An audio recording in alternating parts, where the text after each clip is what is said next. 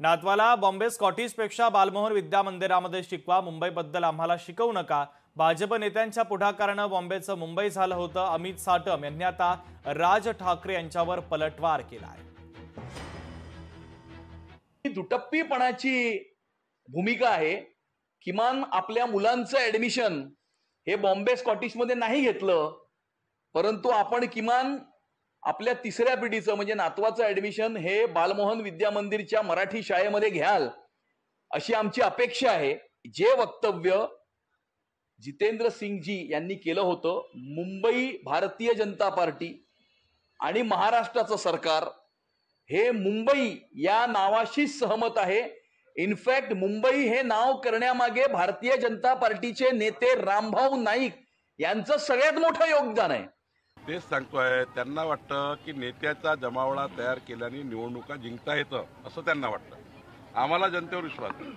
जनतेच्या कामाकरता आम्ही जर आमचं आयुष्य दिलं, जनतेचे प्रश्न सोडवले तर जनता ही मतदाराच्या माध्यमातून आमच्यासमोर उभी राहते। या महाराष्ट्राच्या जनतेने 3 कोटी 18 लाख मतं देवेंद्र फडणवीस सरकारला दिले। कारण काय आहे की जनतेला माहिती आहे की मोदीचं सरकार, देवेंद्र फडणवीसचं सरकार आलं तर डबल इंजिन सरकारच महाराष्ट्राचा विकास करू शकतं।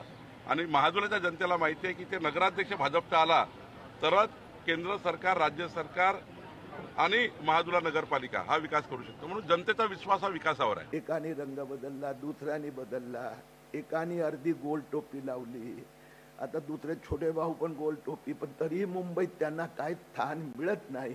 म्हणून पुन्हा एकदा मुंबई वाद। अरे IIT बॉम्बे उद्धव ठाकरे मुख्यमंत्री असतानाही होतो, आम्हाला पटत नाही। बॉम्बे हायकोर्ट आज पण आहे, आम्हाला आवडत नाही। मी स्वतः प्रस्ताव दिला होता। आता माझी मुख्यमंत्री देवेंद्र फडणवीस यांच्याशी चर्चा झाली आहे। मी त्यांना प्रार्थना केली आहे की महाराष्ट्र सरकारने IIT मुंबई नावासाठीचा प्रस्ताव केंद्र सरकारला पाठवावा। मला वाटतं त्याच्यावर राजसाहेबांनी उत्तर दिलेलं आहे। माझा आजचा विषय जो आहे तो निवडणूक आयोगाचा आहे आणि हा अतिशय महत्वाचा आहे। तो काय बोलल्याने आमच्या मुंबईचा बॉम्बे होणार नाही। त्याला बाप जरी वरनं आला तरी ते